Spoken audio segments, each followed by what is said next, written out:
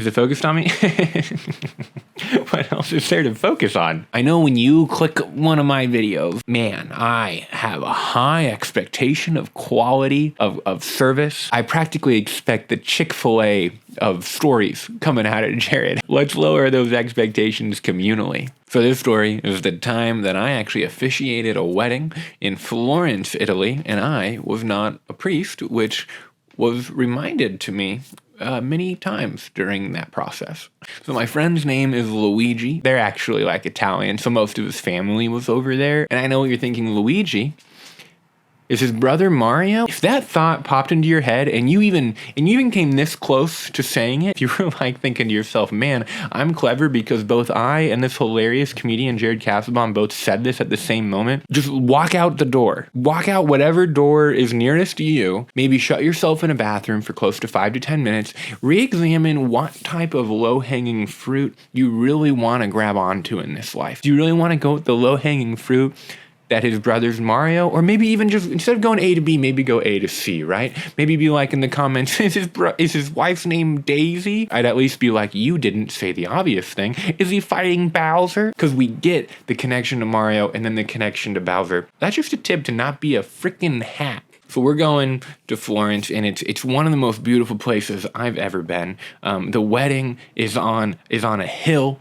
overlooking Florence. Here's the photo. Oh my, what? That's where the wedding was? Yes, that's where the wedding was. What? Are you jealous? Yes, you are jealous. What? Did I peek? I think so. A quick aside, the reason Luigi and Chelsea even know each other in the first place, I could take a little bit of credit for that because I actually asked Chelsea out first. We went on 2 very cordial dates that contained absolutely no chemistry. I mean, if you're paying attention to the last video, that now makes 2 videos in a row where I remind you that my dates have not gone anywhere. It was then because of our friendship that they met, and then they now are married. So I guess you could say God does work in mysterious ways, and one of those mysterious ways is by using your failed date to set up one of your best friends with a great woman, but you remain single for a lot longer. So we're at the rehearsal dinner of this wedding in Florence. I'm eating more Italian food than I have ever eaten in my life, other than Olive Garden. I don't know if you know, but Olive Garden actually isn't that Italian. That's what I was told. That would just be so ridiculous if I used any of my time while in Florence, Italy, to be like,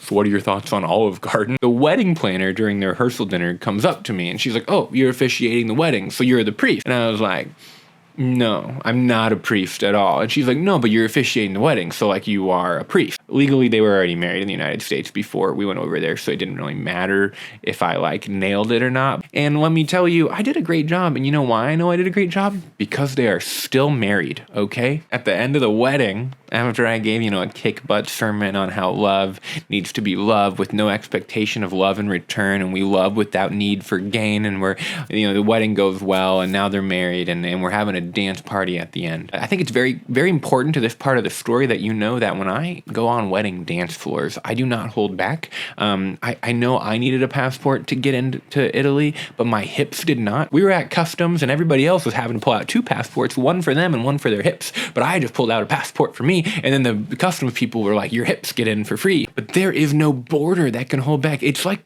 doctors without borders, but it's dance moves without borders. It's like these hips don't lie, but these hips also are not a priest. Here's another photo from the wedding that I'm just going to pop up for a second. This is Nick, not named Mario, Luigi's brother, jaw dropped, gaping, looking at my dance moves on the dance floor. That is a pretty normal reaction when I get on a wedding dance floor, and I look over, and this is the best part of the story, and the wedding planner is just looking at me like, and I go, hey, what's up? And she looks at me and she goes, but you're the priest. She had clearly never seen a priest buzz any type of move. It's not in the wedding playbook. She'd never seen a priest down some champagne, down some limoncello, hit that dance floor, dance with the groom, pop, drop, and ravioli all my way through that dance floor. And now I'm just trying to lead all of my dates I go on that don't go anywhere to my best friends so I can officiate more weddings in beautiful parts of the world that I would otherwise not be able to officiate weddings in unless I made it a side business and I manipulated couples abroad. Guys, if you liked this story, please, freaking like it and share it or subscribe or whatever medium you're watching this on. I also want to throw out very quickly that I am launching a Patreon. If I've ever made you laugh, giggle, or chuckle, I'd love if you thought about and considered just giving at the lowest tier of like $2 or $3 a month. I love you all dearly. I hope that the community that you have stays strong, and I hope that this video contributes just a little bit of slice of that to your day and to your week. Jared out. I don't know why I'm doing this with my hands as if I am a priest, but I'm not.